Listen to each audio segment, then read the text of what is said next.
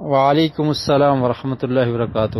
جی محترم قاری صاحب، آپ کا سوال یہ ہے کہ مرنے کے بعد میت کی طرف سے جو ختم دیا جاتا ہے، چالیسواں اور اس طرح کی جو چیزیں ہیں، ان کا شرعی حکم کیا ہے؟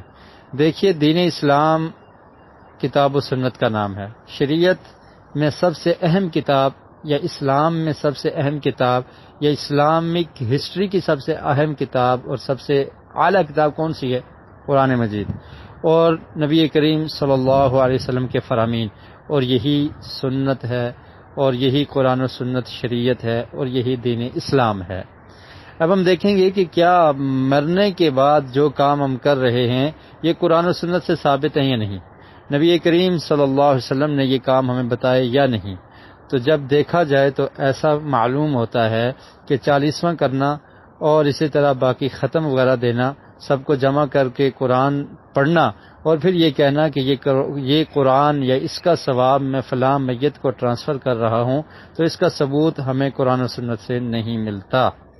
نبی کریم صلی اللہ علیہ وسلم کے دور میں آپ کے اہل بیت میں سے آپ کی زوجہ حضرت خدیجہ الکبریٰ رضی اللہ تعالی عنہا وفات پا گئی آپ کی زندگی میں۔ آپ کے چچا حضرت حمزہ بن عبد المطلب وہ شہید ہو گئے آپ کی زندگی میں۔ آپ کا بیٹا ابراہیم فوت ہوا آپ علیہ الصلاۃ والسلام کی زندگی میں۔ آپ کی بیٹیوں میں سے حضرت رقیہ اور حضرت زینب رضی اللہ تعالی عنہما آپ کی زندگی میں وفات پا گئی۔ تو یہ فوتگیاں ہوئی، کیا آقا علیہ الصلاۃ والسلام نے صحابہ کرام کو جمع کر کے ایسے چالیسواں کیا؟ ختم شریف ہوا اور اس طرح کی رسم و رواج ہوئے؟ تو یقیناً آپ جواب دیں گے کہ ایسا نہیں ہوا۔ جب آقا علیہ الصلاۃ والسلام نے یہ کام نہیں کیا اور دین آپ پر مکمل اور کمپلیٹ ہو گیا، تو یہ بعد میں جو چیزیں ایجاد کی گئی ہیں تو یہ دین میں شامل نہیں ہو سکتی۔ باقی میت کی طرف سے صدقہ کیا جا سکتا ہے، اس کا ثبوت ملتا ہے۔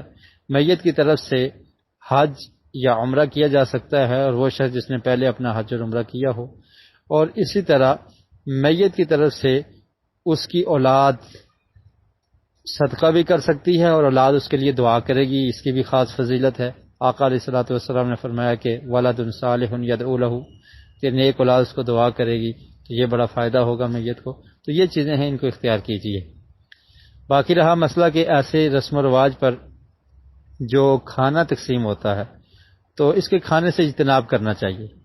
یہ کھانا حرام تو نہیں ہے، کیونکہ حرام وہ ہوگا جو غیر اللہ کے لیے دیا جائے، تو بہرحال اس سے اجتناب کرنا چاہیے۔ اس کی وجہ کیا ہے کہ اگر آپ بھی اس کھانے میں شریک ہو جائیں گے تو آپ بھی اس بدعت والے کام میں شریک ہوگے، اور برے کام میں، بدعت والے کام میں شرکت کرنا درست نہیں ہے۔ تو اس لیے ایسی محفلوں میں جانے سے اور ایسے کھانے کو کھانے سے باز رہنا چاہیے، اور دوسرے مسلمانوں کو جو ایسا کرتے ہیں ان کو تبلیغ کرنی چاہیے کہ یہ کام درست نہیں ہے۔ اس کے بعد آپ کا سوال تھا کہ میت کے گھر فاتحہ پڑھنے کے لیے جب لوگ آتے ہیں، دیکھیے 3 دن تعزیت کے ہیں، اس میں آ کر میت کے ورثاء کو حوصلہ دینا اور ان کے لیے کھانا پرووائڈ کرنا، کھانا دینا ان کو، اور ان کو حوصلہ دینا، اور ان کو یہ کہنا کہ اللہ تعالیٰ آپ کی میت کی مغفرت فرمائے اور آپ لوگوں کو صبر دے، تو یہ کلمات کہے جا سکتے ہیں اور یہ درست ہے۔ لیکن جو ایک رسم بن چکی ہے کہ جو بھی آئے گا تو کہتے ہیں جی ہاتھ اٹھا لیں، حکا چل رہا ہے، پھوڑی لگا کر بیٹھ گئے، ہاتھ اٹھائیں اور فاتحہ پڑھیں جی، اس کے بعد فاتحہ پڑھتے ہیں، پھر کچھ دیر بعد کوئی اور آتا ہے، پھر وہ کہتا ہے فاتحہ پڑھیں، سب ہاتھ اٹھا لیتے ہیں اور فاتحہ پڑھتے ہیں، پھر کچھ دیر بعد آتا ہے پھر کہتے ہیں فاتحہ پڑھیں۔ تو یہ سسٹم جو ہے یہ درست نہیں ہے۔